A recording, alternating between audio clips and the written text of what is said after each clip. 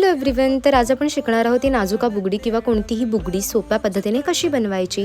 तर हे जे साहित्य मी इथे वापरते ते सगळं मी कॅप्शनमध्ये देणार आहे, तर तुम्ही नक्की रीड करा आणि मला सांगा ही जे ट्युटोरियल आहे ते तुम्हाला कशी वाटली. तर सगळ्यात पहिले आपण 0.3 कॉपर वायर घेतली, जे की आपल्या मनगटापेक्षा थोडं जास्त अंतरावर कट करून घेतली. नंतर 20 गॉज वायर घेतली, जिला राऊंड नोज प्लायरने हलका एक लूप तयार करून घेतला आहे, ज्याच्यामध्ये आपण 3 लॉरियल्स टाकणार आहोत. हे 3 लॉरियल टाकल्यानंतर आपल्याला फ्लॅट नोज प्लायरने त्याला एक बॅकवर्ड बेंड द्यायचा आहे आणि मग हा लूप क्लोज करायचा, जेणेकरून एक आय शेप तयार होतो, आय शेप. ओके.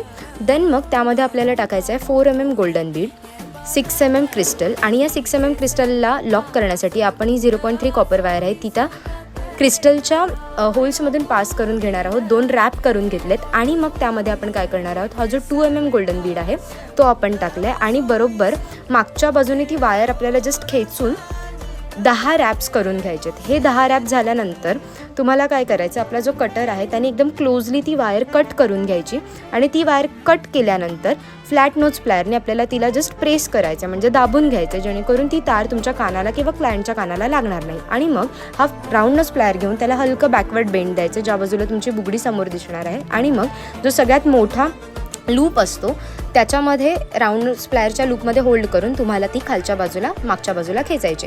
आता ही कट करताना काय करायचं, जिथे आपला फर्स्ट लूप तयार झाला आहे फ्रंट साईडला, त्याच्याबरोबर अपोजिट साईडला तुम्हाला ही वायर म्हणजे 20 गॉज वायर क्रॉसमध्ये कट करायची आणि मग बॅकवर्ड बेंड द्यायचं आहे, जेणेकरून एक छान हुकसारखं ते दिसेल.